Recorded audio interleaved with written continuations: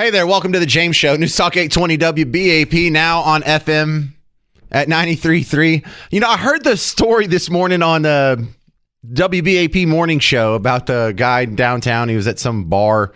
And when I say downtown, I mean in the middle of all the big buildings. And he's out on the patio with some friends. Some dude walks by with a 5-foot-long stick. And they say it's a tree branch, but it looks straight enough to be just a huge stick. And he whacks a guy in the head with it, punches another guy, and then runs off. And do I have an explanation for that? No. It's just now, hey, you know that guy that's walking down the street at 12:30 at night with the giant 5-foot stick? If you're suspicious of him, you probably should be. That's a weird thing. I hadn't heard of that. I don't know. I'm not going to make a joke about stick control or anything, but I do want to tell some jokes. Let's do a monologue. I hadn't done this in a while. Hey there, welcome to the monologue. I am your host, James Parker. Oh, thank you. Well, it's hot here, but a major heat wave is also scorching the eastern United States. Yesterday, up in Camp David, it was so hot, President Biden didn't even freeze. I mean, he may have stuttered a little bit, but he didn't freeze. But there is a new Batman sequel in the works. In this one, the role of Mr. Freeze will be played by President Biden. Here in Dallas last week, 2 cyclists, guys on bicycles, were hit in a car on the road over by the airport.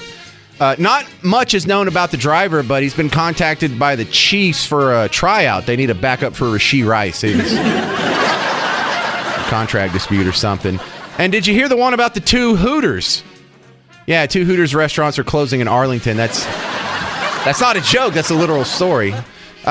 I hear they were big Hooters.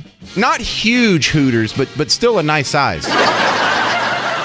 Yeah, the reason they're closing down, though, they said that at these locations, business was kind of sagging. I don't know, sales were soft. But yeah, corporate said it was time to bounce. It was... The other locations in DFW are going to remain open, though, because Hooters said their sales are a little more perky and firm. Interesting choice of words. A whistleblower here in Texas has come forward claiming a local hospital in Dallas is doing illegal trans surgeries on minors. But with the new state law in effect, continuing to do that surgery really takes balls.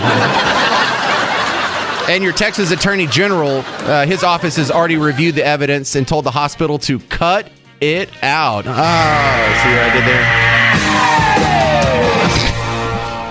there? Legal experts are looking at the Children's Hospital here, and they think the trial could go both ways. The hospital, though, is disputing what the whistleblower and all the accusations, so this makes this the classic scenario of he said, she said, they, them said, ze, zim, zer said. That old thing.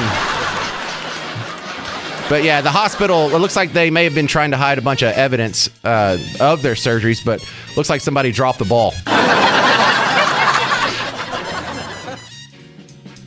And finally, new research shows that Earth was warmer during medieval times. The findings are based on interviews with Hal J. It's like, was it warmer, Hal? You were here, weren't you? Another great local story here that's got my attention is Plano versus Dart. This comes from our news partner, WFAA. Well, Plano is calling on Dart to be more financially transparent. Their hope is what happened Monday night gets things moving. Anthony Galloway is who you'd call a seasoned writer.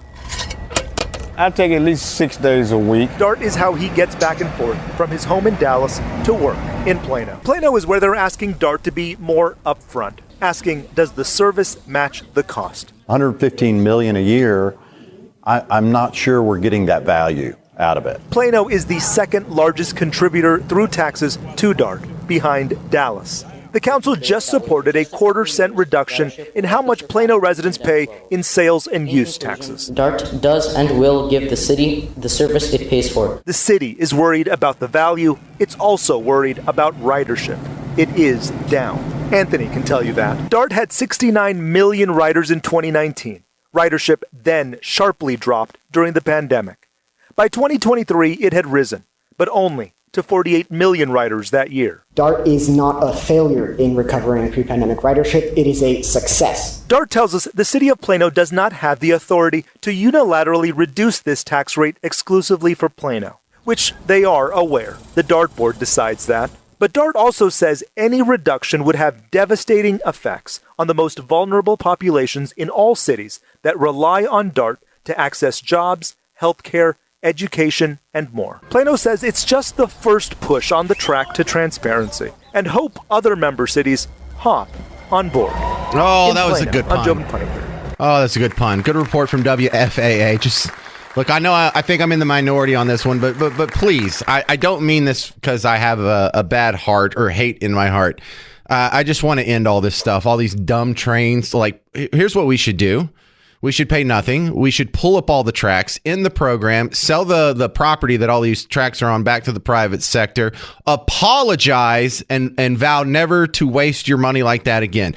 Plano is spending $115 million to have DART. DART's not making them money. DART does not cover it. It's not running at a profit. It's running at a gigantic drain to all of the tax coffers who it has the unfortunate overlap with their train tracks. End this DART garbage now. End these trains now. They love to give you that big number. 69 million people rode DART before the pandemic. Well, there ain't 69 million people in here, so you know what they're counting. Every time someone gets on and goes on a trip, that counts as a ride.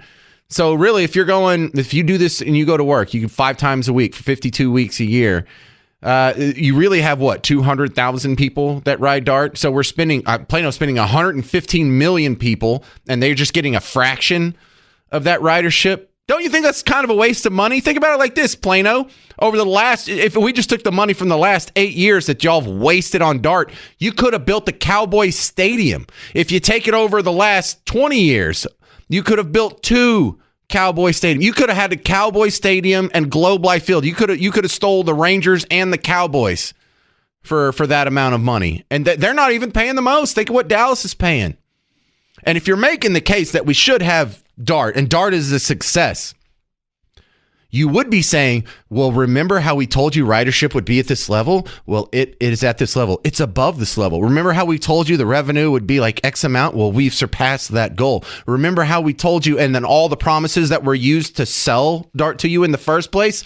They're not bringing any of those up. Why? Because it failed on every single promise that was made to the taxpayers in order to get this spending project started. It's an absolute abysmal failure. No one has the guts to admit it. No one in positions of power want to necessarily get rid of it, because you don't want to be the bad guy that got rid of the fun little government-sponsored choo-choo train that people get to ride. And plus, so it's for the most vulnerable among us. Do you know how dumb that sounds to people from a small town? We have poor people too. Somehow they can manage without government-sponsored choo-choo trains. They can get to the doctor, or they can get to work, or they can get to the grocery store. And listen, I'm not just saying this out of a place of inexperience. When I first moved here, my car died. I rode DART for almost 6 months. It was awful. Try being one of these people that's dependent on a train. Go to the grocery store. You ever gone to the grocery store when you ride the bus or you ride the train? You can't even get like the giant pack of toilet paper that you get that's so much cheaper and inexpensive, because you have to carry all your crap back. You can't get $100 worth of groceries, or maybe you can now, but back in the day, you couldn't get like the giant amount that fills up the back of your trunk, so you only have to go like once every week or so. I mean, I have a wife and 4 kids. I would have to stop by the grocery store every single day if I can only take home what I can carry. Oh, it's a terrible, terrible idea, proven to be an abysmal failure, and they can't get rid of it fast enough. Coming up next, entertainment news with Pugs Moran on The James Show. News Talk 820 WBAP, now on FM at 93.3.